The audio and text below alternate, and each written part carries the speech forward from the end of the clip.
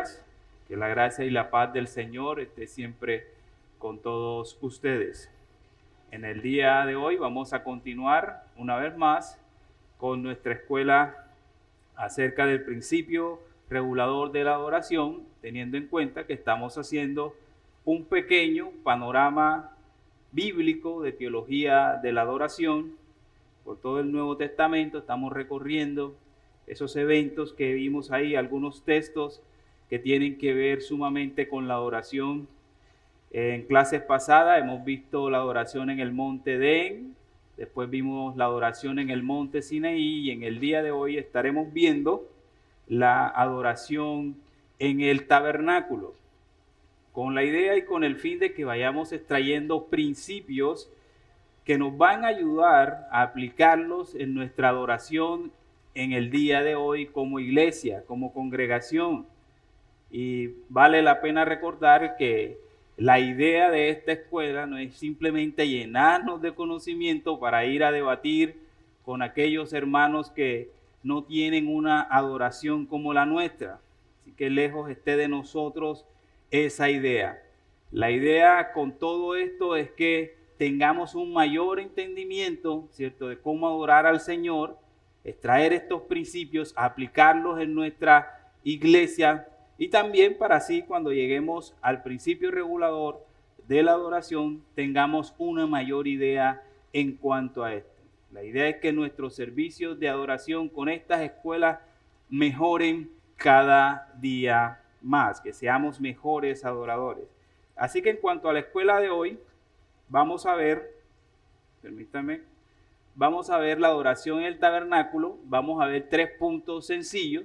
Primeramente estaremos viendo la construcción del tabernáculo, después estaremos viendo los sacrificios que se hicieron allí, implica esto, y por último estaremos viendo el servicio inaugural de adoración que se hizo allí en el tabernáculo, en ese lugar. Así que estos son los 3 puntos que vamos a considerar para la escuela en el día de hoy.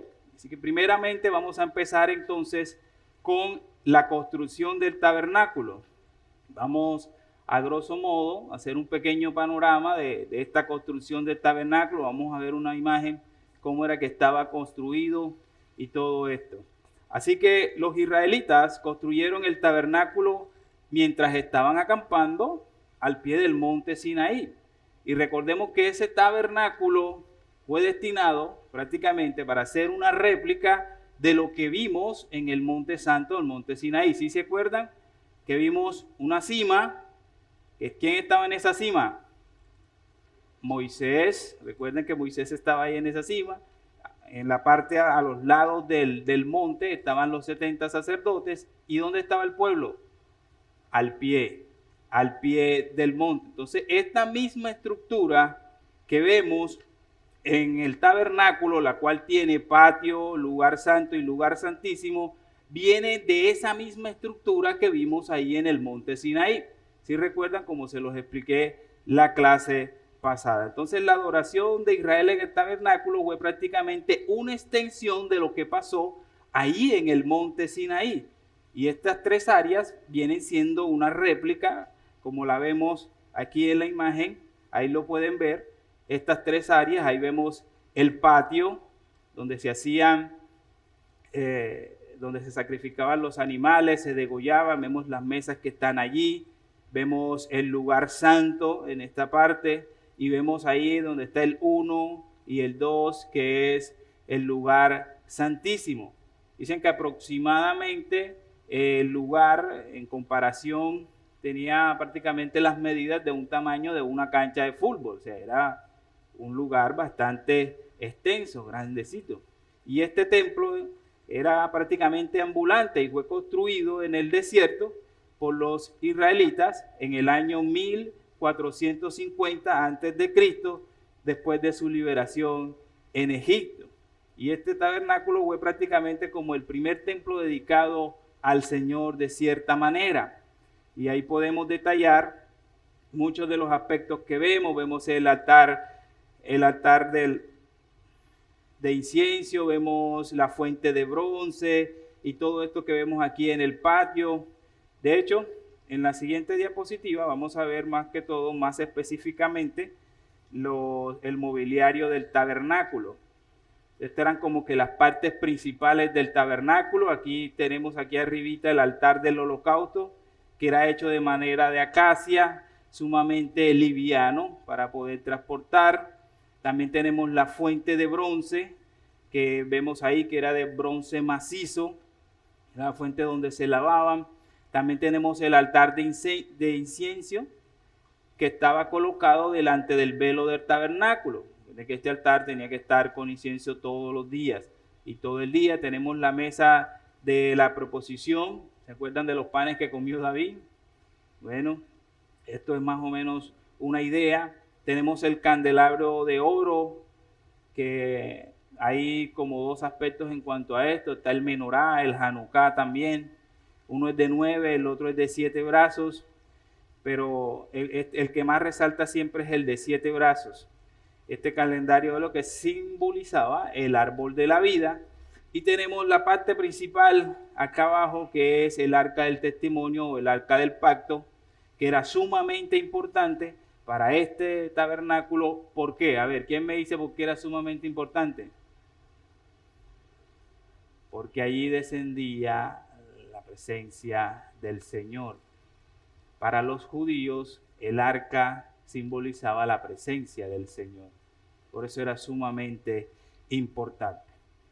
Entonces, igual no se preocupe que toda esta información se les va a enviar al grupo. Entonces, estamos viendo que cuando el tabernáculo fue terminado, la misma gloria divina que descansaba en el monte Sinaí, esa gloria que ellos vieron, cubría ahora la tienda de reunión, el tabernáculo. Esa misma gloria que ellos vieron en el monte Sinaí ahora llenaba el tabernáculo de reunión. Y Moisés nos dice esto en Éxodo 40:34, cuando dice: entonces la nube cubrió la tienda de reunión, el tabernáculo, y la gloria del Señor llenó el tabernáculo. Ahora mismo entonces el tabernáculo vendría siendo prácticamente la morada del Señor. Tremendo que el Señor more en un lugar como eso. Ya no era el monte de Edén, ya no era el monte Sinaí, ahora es el tabernáculo. El tabernáculo. Entonces, si el Señor moraba en el tabernáculo, podemos deducir entonces que el tabernáculo vendría siendo una sombra del modelo o del santuario celestial. ¿Se acuerdan que en la primera clase les expliqué 2 reinos? ¿Cuáles eran esos 2 reinos? El reino invisible celestial y el reino visible terrenal. Y que una cosa se declaraba santa en el reino terrenal cuando tenía una conexión directa ¿con quién? Con el cielo. Entonces el tabernáculo aquí vendría siendo esa morada del Señor, ese contacto directo del Señor con su pueblo. A continuación vayamos a Hebreos 8, del 1 al 5, y vamos a ver que como todo tabernáculo y todo santuario, es necesario un sacerdote. Y el autor de Hebreos 8, del 1 al 5, hablando acerca de que el sacerdocio de Cristo no era igual al sacerdocio de los judíos, de los levitas, sino que era mucho mejor, nos dice en Hebreos 8, del 1 al 5, leo para ustedes, estamos todos allí, dice: ahora bien, el punto principal de lo que se ha dicho es este: tenemos tal sumo sacerdote que se ha sentado a la diestra del trono de la majestad en los cielos, como ministro del santuario y del tabernáculo verdadero que el Señor erigió, no el hombre. ¿Qué está diciendo allí? Que ahora Cristo está sentado en el tabernáculo ¿de cuál reino? El del reino celestial, no del reino terrenal. Dice: porque todo sumo sacerdote está constituido para presentar ofrenda y sacrificio, por lo cual es necesario que este sumo sacerdote también tenga algo que ofrecer. Así que si él estuviera sobre la tierra, ni siquiera sería sacerdote. ¿Por qué? Porque ya habían sacerdotes. habiendo sacerdotes que presenten las ofrendas según la ley, las cuales sirven a lo que es copia y sombra de las cosas celestiales. El tabernáculo viene siendo una sombra, una copia de las cosas celestiales. ¿Y de dónde sacaron ese modelo los israelitas? ¿Se acuerdan cuando Moisés subió? De allá. Cuando Moisés subió al monte Sinaí y el Señor le dijo, hazlo como lo vistes allá, y le dio las instrucciones. Entonces sigue diciendo, pues dice él, haz todas las cosas conforme al modelo que te fue mostrado en el monte. ¿Sí ya ven de dónde viene la idea? Pero el servicio sacerdotal de Jesús ha recibido, el servicio sacerdotal que Jesús ha recibido es superior al de ellos, así como el pacto del cual es mediador es superior al antiguo, puesto que se basa en mejores promesas. Y este texto es una de las razones por la cual somos bautistas, porque aquí este texto nos declara de que hay dos pactos diferentes, no uno solo como nos hablan muchas veces nuestros hermanos presbiterianos. Entonces, una vez terminado el tabernáculo, fue terminado según el modelo celestial que Dios le dio a Moisés. No fue un invento simplemente de los israelitas que Moisés dijo, vamos a hacerlo así, no. Recuerden que Moisés subió a la cima, en la cima, tuvo contacto directo con el cielo y allá se le mostró un diseño, y ahora este tabernáculo ellos lo replicaron en la tierra, y este tabernáculo ahora viene siendo la casa de Dios en la tierra, la puerta del cielo, el vínculo entre el cielo y la tierra. Era como esa escalera en el sueño de Jacob que llegaba hasta el cielo. ¿Y se acuerdan lo que decía esa escalera? Que habían ángeles que subían y bajaban. En este caso, los sacerdotes que entraban allí eran esos ángeles que cuando entraban al lugar santísimo, entraban al cielo. Cuando salían, entraban al reino terrenal. Entraban y salían. Cada vez que entraban y salían del lugar santísimo. Los sacerdotes eran los mediadores entre el cielo y la tierra. Tremendo. Qué maravilloso esto, que privilegio que el Señor le dio a estos sacerdotes. Ellos se movían de un lado, entraban al reino celestial, entraban al lugar santísimo, estaban en el cielo, se movían, salían, entraban en la tierra. Tremendo esto. Entonces, cuando ellos entraban, tenían contacto directo al cielo. ¿Y qué pasa si entrabas al lugar santísimo sin contar con todos los preceptos que el Señor ha establecido? ¿Qué le pasaba a este sacerdote? Moría. ¿Por qué moría? Porque al cielo no se puede entrar con pecado. Era imposible. Era imposible. Si fallaban en algo tenían que morir, y lo sacaban allí con unas cuerdas y tenían unas cadenas y lo demás. Y nosotros nos asombramos de todo esto, ¿cierto? Y decimos, tremendo eso que los sacerdotes podían entrar y tener contacto directo con el cielo. Bueno, eso es lo que sucede cuando la iglesia se reúne un domingo, el día del Señor. La iglesia también tiene contacto directo con el cielo, de ahí la importancia de congregarnos. Entonces, para finalizar todo este punto hasta aquí, los sacerdotes eran los mediadores entre el cielo y la tierra, se movían de un lado a otro entre los dos reinos, entre el reino invisible y el reino visible, entre el reino de los cielos y el reino terrenal, a través de las puertas del tabernáculo de Sión. Y ahí que el Salmo 87:2 nos dice, el Señor ama las puertas de Sión más que todas las otras moradas de Jacob. Porque ¿qué son las puertas de Sión? Vienen siendo la casa de Jehová, el tabernáculo de reunión. El tabernáculo de reunión. Ahora, los israelitas que no eran ordenados, se les prohibía muchas veces entrar a este santuario, pero si eran ritualmente purificados, se les permitía entrar en el patio y llevar las ofrendas y degollar ahí el animal. Ahora bien, podemos entonces concluir unas cosas, unos principios fundamentales en cuanto a esto que hemos visto de la construcción del tabernáculo. Y una de las cosas importantes a destacar es la importancia de buscar la presencia de Dios y la dirección del Espíritu Santo en la adoración de la vida como iglesia. Es sumamente importante y es necesario que nos enfoquemos la idea de que cuando nosotros nos reunimos, eso viene siendo un reflejo del santuario celestial. Esa idea, cuando usted pase por allí, por esa puerta, que venga un domingo con esa disposición, debe de ir haciéndose la idea de que venimos a adorar como una réplica de lo que será allá en el cielo.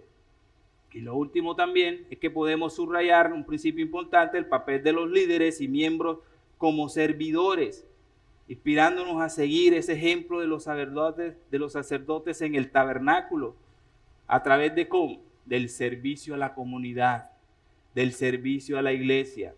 Y es importante que tengamos en cuenta estos tres aspectos. Ahora bien, en nuestro segundo punto vamos a hablar acerca de los sacrificios que se ofrecían ahí en el tabernáculo.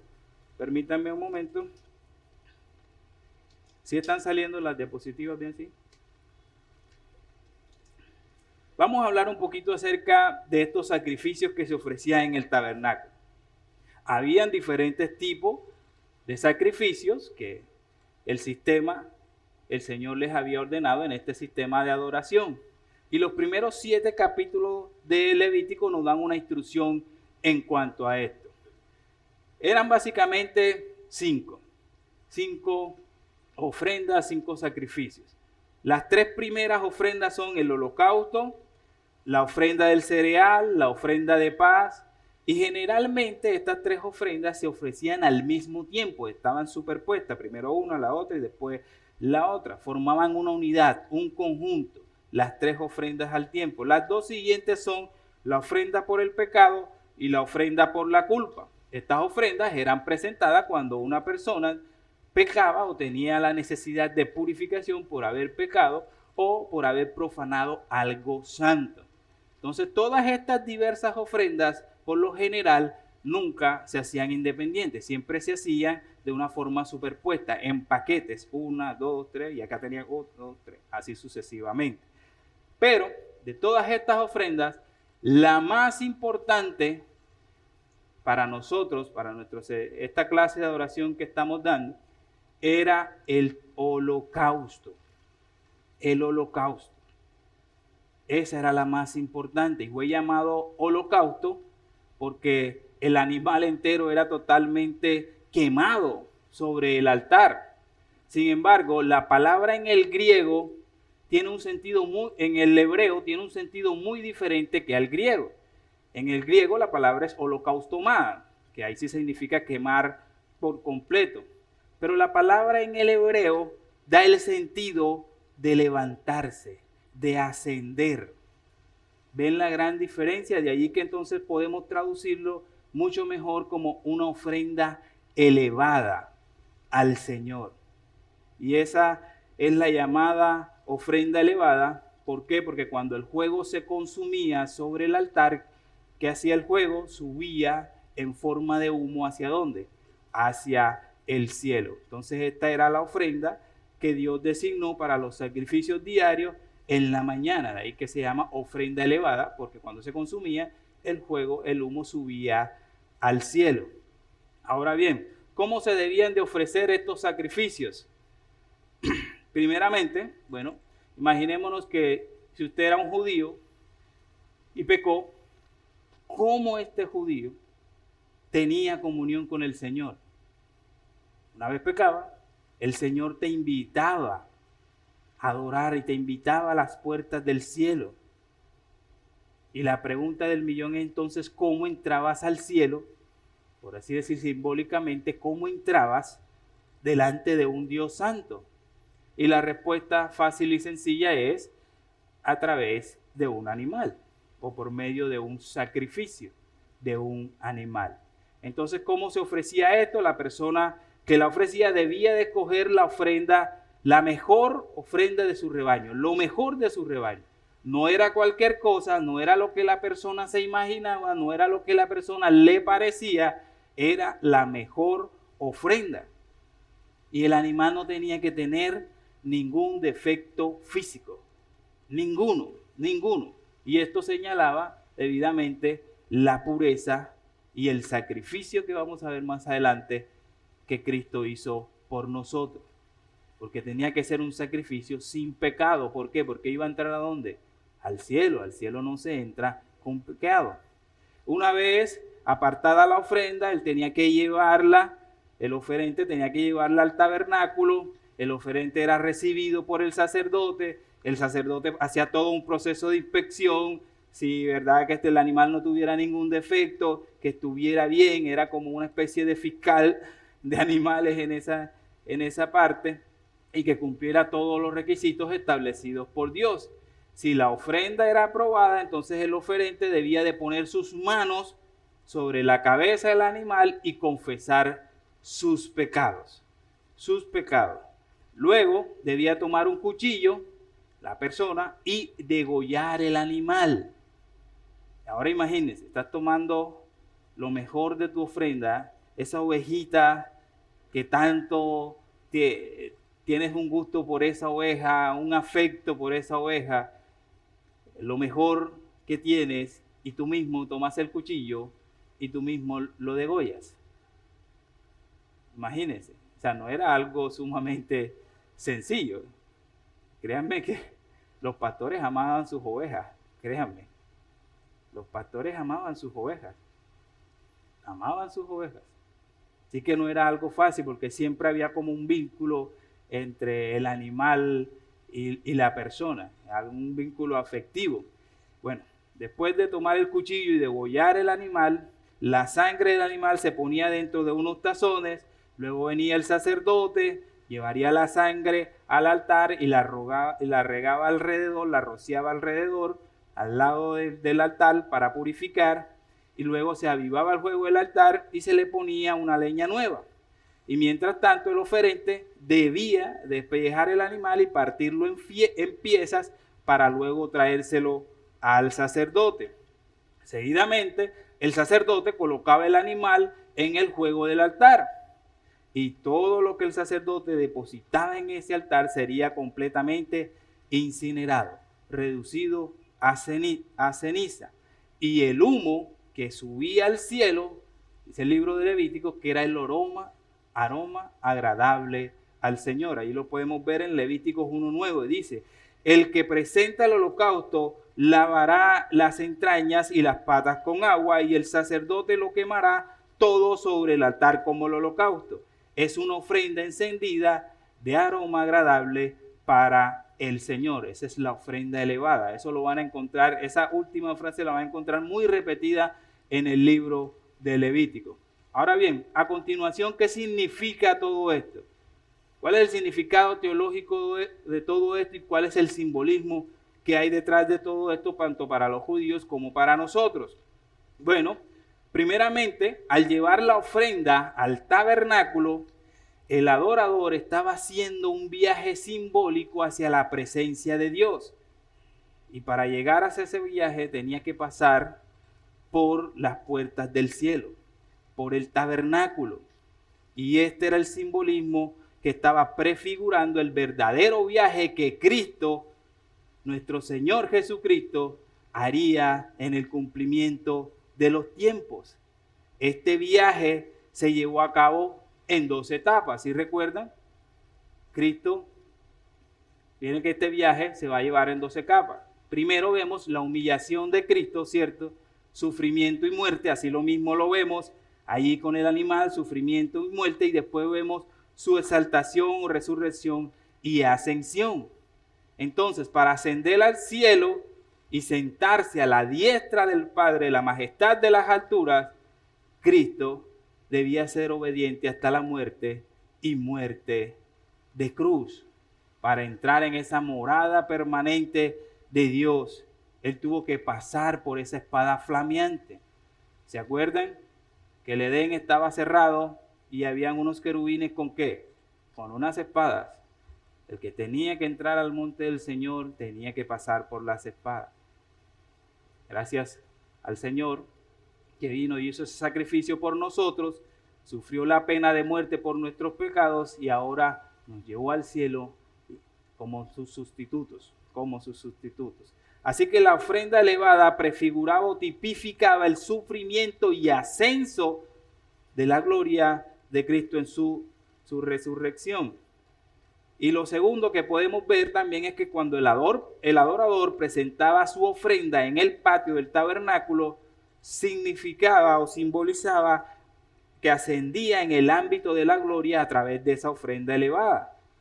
El adorador, recuerden, no podía entrar, la persona no podía entrar al lugar de la presencia de Dios. ¿Cómo lo hacía entonces? Indirectamente. ¿A través de quién? Del sacrificio del animal y del sacerdote. Así era que la persona lo hacía, y esto lo podemos ver ampliamente. En el patio, en el tabernáculo, el que hacía le ponía la mano sobre la cabeza al animal, simbolizando que había una asociación con el animal. Y el adorador y el animal en ese momento se convertían en uno. Se estaban identificando con el sacrificio, el animal lo representaba, lo que le pasaba al animal le iba a pasar a la persona simbólicamente también. El animal moría en lugar de la persona que lo ofrecía, y eso se conoce como la muerte vicaria o sustitutiva. Los pecados del adorador eran imputados al animal, de una manera que el animal, tomando el lugar del adorador, moría en su lugar. Y por esta razón, el animal debía estar sin defecto y sin mancha, sin pecado, porque ese humo iba a subir a la casa del Señor. El animal tenía que atravesar la espada de fuego, y cargando con los pecados del adorador, muere bajo el juicio de Dios, llevando la ira de Dios y el juicio justo de Dios contra el pecado. La muerte del animal pues simbolizaba la muerte sustitutiva del adorador. Así que este animal prácticamente se encendía en humo, y así era que el animal subía al cielo. Aquí vemos entonces una primera representación de la etapa de adoración de Cristo en su ascenso a la casa de Dios, esa etapa de sufrimiento y el estado de humillación que Cristo después vivió en los tiempos que todos conocemos, esa sustitución que vemos allí. Lo tercero es que luego del sufrimiento viene la segunda etapa. ¿Cuál es la segunda etapa? La etapa de exaltación. El adorador subía al monte santo del Señor, simbólicamente hablando ahí a través de ese humo, y era transformado por el Espíritu de Dios en la cima del monte. Él subía ahí con esa nube, esa columna, y era un olor agradable al Señor. De hecho, ese altar de sacrificio tenía como una escalera que simbolizaba también esa ascensión. Lo cuarto que podemos ver es que el altar que se consumía, donde se consumía el animal por medio de fuego, era prácticamente una réplica del monte de Dios, del monte Sinaí. El fuego en la parte superior del altar simbolizaba la gloria divina del Señor cuando ellos la vieron allá en el monte Sinaí. En monte Sinaí, dice Éxodo 24:17, a los ojos de los israelitas la apariencia de la gloria del Señor era como un fuego consumidor sobre la cumbre. ¿Sí ven? Ellos vieron el fuego allá y ahora acá lo veían, así que ellos decían, la gloria del Señor ha descendido. En cierto sentido, el monte Sinaí se convirtió como en un altar gigantesco con fuego divino. ¿Y quién subió en ese altar? Moisés. Y cuando Moisés bajó de allí, ¿cómo era su rostro? Resplandeciente, brillante. ¿Y qué hizo él después? Se colocó un velo para que los demás no colocaran la mirada en él, porque él no era el fin de la historia. Y para que la gente no colocara su esperanza en él. Así que fue transformado estando allá por Dios en esa imagen de gloria por el Santo Espíritu de Dios. Entonces el fuego en la parte superior del altar es un símbolo de esa gloria sobrenatural, de esa luz que ellos vieron en el monte Sinaí. De hecho, cuando Aarón colocó la primera ofrenda elevada en el altar delante del Señor, ¿Qué sucedió? Fuego. Apareció fuego y lo consumió totalmente. ¿Y qué hacía este fuego? Venía y transformaba el fuego divino, que transformaba en una columna de nube que subía en un humo hacia una ofrenda agradable al Señor. Así que aquí tenemos esa ofrenda transformada por el fuego divino, que era una columna de nube que ascendió al cielo en olor grato al Señor. De manera que el adorador en el tabernáculo estaba haciendo ese viaje simbólico que representaba ir a la presencia del Señor a través de el animal, del animal. Y todos sabemos que todo esto prefiguraba ¿a quién? A Cristo, a Cristo. De hecho, en Jueces, acompáñenme a Jueces 13, 18 al 20.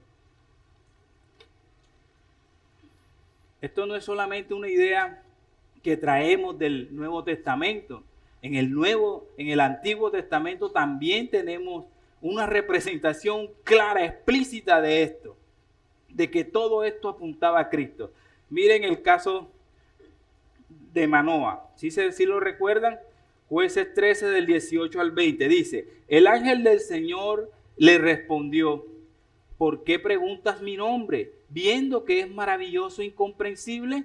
Entonces Manoah tomó el cabrito con la ofrenda de cereal y lo ofreció sobre una piedra al Señor. Y el ángel hizo maravillas que Manoah y su mujer observaron. Pues sucedió que cuando la llama subía del altar hacia el cielo, ¿qué pasó? El ángel del Señor ascendió en la llama del altar. Al ver esto, Manoah y su mujer cayeron como postrados. Cayeron postrados, rostro en tierra. Así que el ángel del Señor que usted ve aquí viene siendo una cristofanía, una aparición de Cristo aquí en el Antiguo Testamento. Una cristofanía. O sea, Manoah vio cómo Cristo subió al cielo a través del altar, a través de ese humo de la ofrenda elevada. ¿Sí ven? No es una idea que simplemente traemos nosotros, sino que también estaba allí ya en el Antiguo Testamento. Y todo esto prefiguraba a Cristo. A Cristo. Todo esto apuntaba a Cristo. Las ofrendas elevadas en el tabernáculo señalaban pues la ascensión de Cristo al cielo. Cristo es la verdadera ofrenda elevada. Todas esas ofrendas elevadas del Antiguo Testamento fueron diseñadas para revelarle de una forma anticipada a los judíos la obra que Cristo iba a hacer. O sea, era una sombra, eran un tipo que apuntaban a una realidad, el antitipo que viene siendo ¿quién? Cristo. Cristo mismo. Y de esto Colosenses nos habla en Colosenses 2:17 cuando dice cosas que solo son sombra de lo que había de venir, pero el cuerpo es de Cristo. Y para comprender todos esos sacrificios que se hicieron allí, deberíamos de tener en cuenta la realidad, interpretarlo con la realidad. Y la realidad es ¿quién? Cristo, mis hermanos. Cristo, es Cristo. Todas esas ofrendas prefiguraban el viaje que Cristo iba a hacer de su sufrimiento a la gloria, a la diestra del Padre. Hebreos 1:3 dice: Él es el resplandor de su gloria y la expresión exacta de su naturaleza, y sostiene todas las cosas por la palabra de su poder. Después de llevar a cabo la purificación de los pecados, el Hijo se sentó a la diestra de la majestad de las alturas. Su muerte con nosotros es esa purificación de su pueblo, y que fue dirigida en ascensión hacia el Señor. Así que hasta aquí terminamos todo en cuanto a los sacrificios que se hacían ahí en el tabernáculo. Y ya para finalizar vamos a ver entonces el primer servicio de adoración del tabernáculo. Y en Levítico 9 se registra ese primer servicio del tabernáculo. La construcción del tabernáculo fue terminada en Éxodo 40, pero nadie adoró hasta allí, hasta Levítico capítulo 9. ¿Por qué? Porque si usted lee Levítico 8 se va a dar cuenta de que se necesitaba la consagración de Aarón y sus hijos, que iban a ser los sacerdotes que iban a oficializar el santuario. Entonces, ¿cómo fue este primer servicio? Bueno, Aarón ofreció 2 conjuntos de sacrificios. Después quedó, como les hablé, que los sacrificios se daban por conjuntos. Aquí podría haber 2, 3, 4 y acá otro conjunto, 2, 3, 4. Así sucesivamente. Entonces el primero fue por él y el segundo fue por el pueblo de Israel. Y también ofreció 4 tipos diferentes de sacrificios. Como les expliqué, ofrenda por el pecado, holocausto, ofrenda de cereal y ofrenda de paz. Después de terminar la ofrenda, ¿qué hizo Aarón? Bendijo a la gente, pronunciando una primera bendición sacerdotal. Y vaya apuntando ahí porque esto es sumamente importante. Una primera bendición. Después de pronunciar esa primera bendición, Aarón entra en el santuario, vuelve y sale del santuario y produce una segunda bendición. Esto también es importante. Aarón entonces viene dando al pueblo 2 bendiciones. Y la segunda fue inmediatamente después de que apareció esa revelación de Dios en fuego y consumió absolutamente toda la ofrenda que estaba allí y subió esa nube de gloria. Pero cuando apareció a la multitud, salió fuego delante de él, cuando salió por segunda vez y consumió toda la ofrenda que él había colocado. En un instante se quemaron esa columna y todo eso ascendió. Y esto es tremendo lo que está pasando aquí. ¿Por qué? Porque cuando los israelitas vieron esa gloria allí en el tabernáculo por primera vez, ese fuego que les llevó la mente a lo mismo que vieron en el Sinaí, ¿qué hicieron? Adoraron con gozo y se postraron al Señor en adoración. Y todo esto lo podemos ver en Levítico 9, del 22 al 24, cuando dice: entonces Aarón alzó sus manos hacia el pueblo y lo bendijo, y después de ofrecer la ofrenda por el holocausto y las ofrendas de paz, descendió. Moisés y Aarón entraron en la tienda de reunión y cuando salieron bendijeron al pueblo. Ahí tienen la segunda bendición. La gloria del Señor, una vez de la segunda bendición, la gloria del Señor apareció a todo el pueblo y salió fuego de la presencia del Señor que consumió el holocausto y los pedazos de grasa sobre el altar. Al verlo, todo el pueblo clamó y se postró en tierra. ¿Y qué significa esto, pastor? ¿Cuál es el significado teológico y el simbolismo de todo esto que vemos en ese primer servicio de adoración? Es importante que entendamos que todos estos eventos están relacionados con Cristo. Con Cristo. Cristo, no Aarón, es el verdadero y sumo sacerdote. Cristo es el verdadero sacrificio. El ministerio de Aarón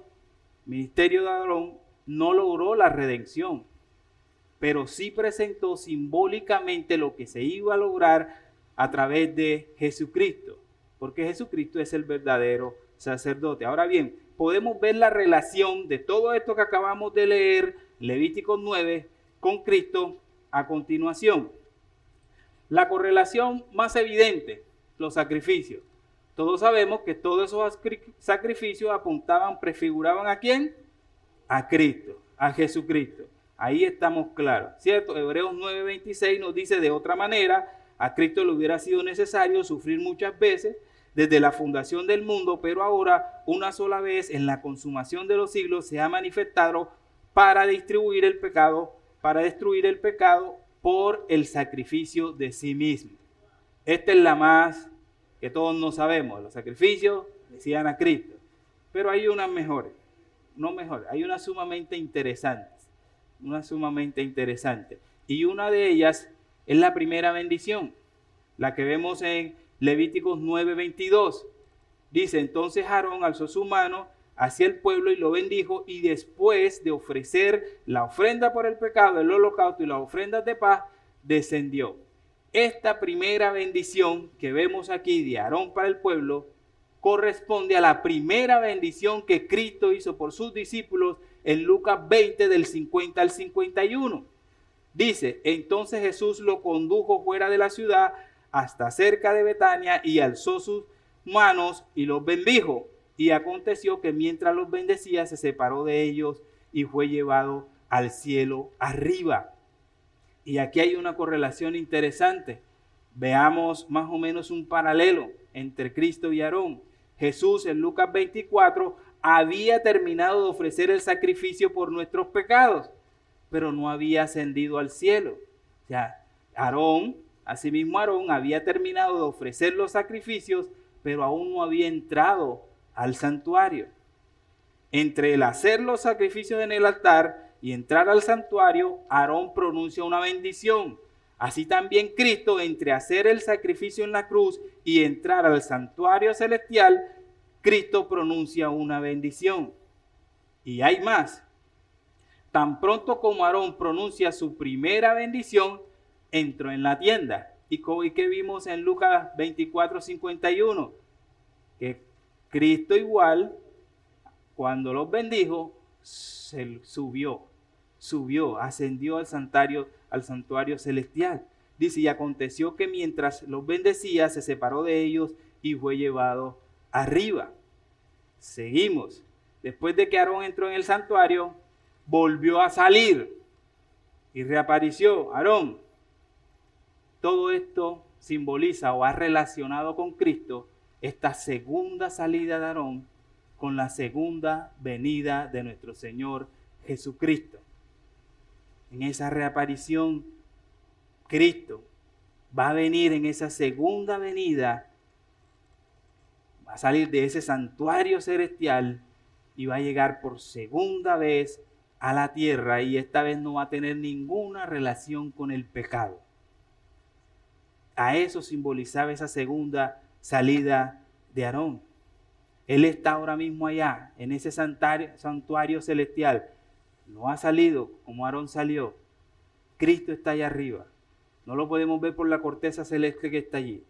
Pero cuando salga de allí, por segunda vez, dice Lucas en el 21:27, que entonces verán al Hijo del Hombre que viene en una nube con poder y gloria. Con poder y gloria. Ya no va a venir con relación al pecado. No. Dice Hebreos 9:8, así también Cristo, habiendo sido ofrecido una vez para llevar los pecados de muchos, aparecerá por segunda vez sin relación con el pecado para la salvación de los que ansiosamente le esperan. Esto es lo que va a suceder en la segunda bendición con nosotros. Esta es la segunda bendición que nosotros estamos esperando. Aarón entró al santuario y apareció por segunda vez, que va correlacionado con la segunda venida de Cristo. Cuando Cristo pronuncia esa bendición final y definitiva que confiere sobre nosotros, y vamos a ser glorificados. Y una vez Cristo pronuncie esto, veremos una manifestación gloriosa sobre nosotros. Tenemos esa gloria del Señor en toda su esplendidez, que es lo que se conoce como la visión beatífica. Que es la manifestación sobrenatural de la gloria de Dios, que corresponde a esa revelación final. Lo último que nos va a quedar del Señor va a ser esa segunda bendición. Tremendo. Ahora hay una última correlación, y es en cuanto a la sombra y la realidad que podemos ver en el fuego que salió y consumió las ofrendas del altar y la convirtió en una columna. Esto corresponde al bautismo del Espíritu Santo y fuego. ¿Y qué va a hacer esto? Nos va a transformar. Todo esto se va a desaparecer. Nos va a transformar en un instante, como dice Primera de Corintios 15 del 5 al 15, Primera de Corintios 15 del 52 al 53, en un abrir y cerrar de ojos vamos a ser transformados, glorificados y trasladados al cielo. Lo pueden ver ahí en su cita en Primera de Corintios 15, 52. Entonces todo ese fuego que consumió las ofrendas que representaban a los hijos de Israel, representan una realidad. ¿Y cuál es esa realidad? Nuestra gloria futura por el Espíritu Santo, nuestra glorificación por el Espíritu Santo de Dios. Ahora ustedes entienden por qué Juan decía, es que yo no bautizo, yo bautizo en agua, pero el que viene después de mí bautiza ¿en qué? con fuego, con el Espíritu Santo y fuego. Eso es purificación. Y ese es el bautismo que la iglesia está esperando. Esa es la segunda bendición, también entra ahí en ese paquete. El Espíritu Santo y fuego nos transformará completamente en la imagen de Cristo. Y ¿sabes qué es lo mejor? Que tenemos una garantía de que eso va a pasar. ¿Y sabes cuál es esa garantía? El Espíritu Santo de Dios. El Espíritu Santo de Dios. Esa es nuestra garantía. En el día de Pentecostés, nuestro Señor Jesucristo lo anticipó esto a la iglesia en ese bautismo de espíritu y fuego, como lo vemos en Hechos de los Apóstoles 2-4. Se aparecieron lenguas como de fuego, repartiéndose, y se postraron cada uno de ellos, y todos fueron llenos del Espíritu Santo. Esta es la garantía, mis hermanos. El don del Espíritu Santo que tenemos ahora nos garantiza de que Cristo va a salir de ese santuario por segunda vez, va a salir en su segunda venida y nos va a venir a glorificar, a purificar su pueblo. ¿Y esto qué tiene que ver con nuestra adoración, pastor? Que este es el momento en que la iglesia está adorando. La iglesia está adorando entre las dos bendiciones, entre la primera bendición y la segunda bendición. Nosotros adoramos esperando esa segunda bendición. Ese día, ese tiempo. Es lo que se conoce también en teología como el ya, pero todavía no. Cuando esos dos reinos se vayan a unir. Y en eso es que nosotros venimos a reunirnos con esa intención de que ese día puede venir, puede pasar cualquier día, y el Señor va a venir por nosotros y nos va a glorificar. Entonces la iglesia está adorando en ese tiempo, en la primera bendición, entre la primera bendición y la segunda bendición, esperando su segunda bendición. Y esa es la actitud con que nosotros debemos de venir a adorar el domingo, esperando esa segunda bendición. Así pues, entonces, para terminar y concluir, el primer servicio de adoración del tabernáculo nos muestra que estamos viviendo entre la primera y la segunda bendición. La bendición final, la primera fue dada en Lucas 24 y la bendición final que será cuando Cristo reaparezca, cuando Cristo salga de su santuario celestial del cielo y venga por su iglesia y nos santifique y nos glorifique y desaparezca toda esta carne con ese Espíritu Santo de Dios en toda su esplendidez. La iglesia hoy adora entre la primera y segunda venida de Cristo, entre su ascenso y su regreso. Adoramos entre esas dos bendiciones. Eso quiere decir que el servicio sacerdotal de Cristo aún no ha terminado. Su sacrificio sí, su primera parte sí, pero falta la segunda parte. Y nosotros adoramos esperando esa segunda parte. Hasta aquí hemos terminado toda la adoración del tabernáculo. Vamos al tiempo de preguntas o aportes al respecto. Manita Gina, creo que levantó. Manita Gina.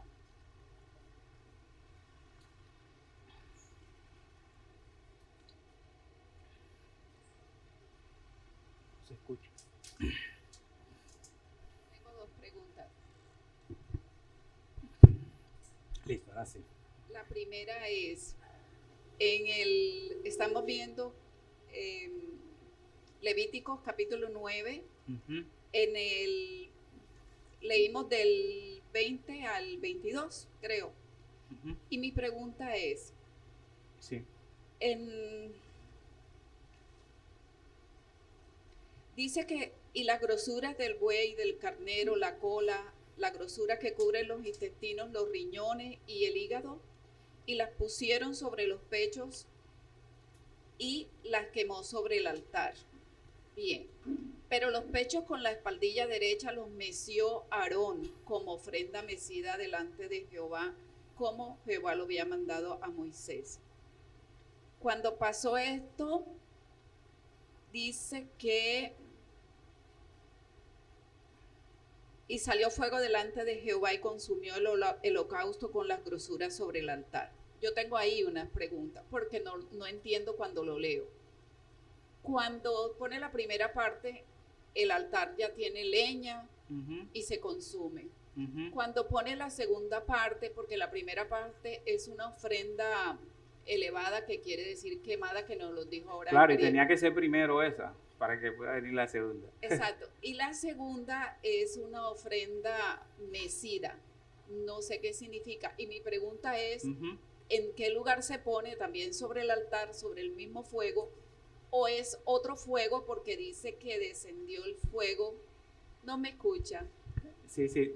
Dice que descendió el fuego, por ahí va, ¿verdad? Sí, pero en la primera se pone sobre el altar y se Ujú. supone que hay leña para quemar ese fuego. Ajá. La segunda dice que es una ofrenda mecida. ¿En qué lugar la pone? También sobre el altar, porque dice que salió fuego y lo consumió toda esa. Por eso, ¿y la primera estaba consumida o todavía estaba allí? No es que vea lo que dice. Y pusieron las grosuras sobre los pechos y las quemó sobre el altar. Ajá. Pero dice, pero los pechos con la espaldilla derecha los meció Aarón como ofrenda mecida delante de Jehová. Ok, quedó una segunda parte. Sí, Ujú, pero dice, si lo consumió, ya supuestamente es una ofrenda quemada. La ujú. otra es mecida. ¿Qué significa ese término allí? ¿Y por qué sale un fuego y lo consume? Si supuestamente acabábamos de aprender, de Ujú. conocer que toda esa ofrenda se quemaba sobre el altar hasta que no quedara nada. Ok, bueno, hermanita, por cuestiones de tiempo, si quiere, ahora nos sentamos allá Bueno, y vemos el asunto, yo.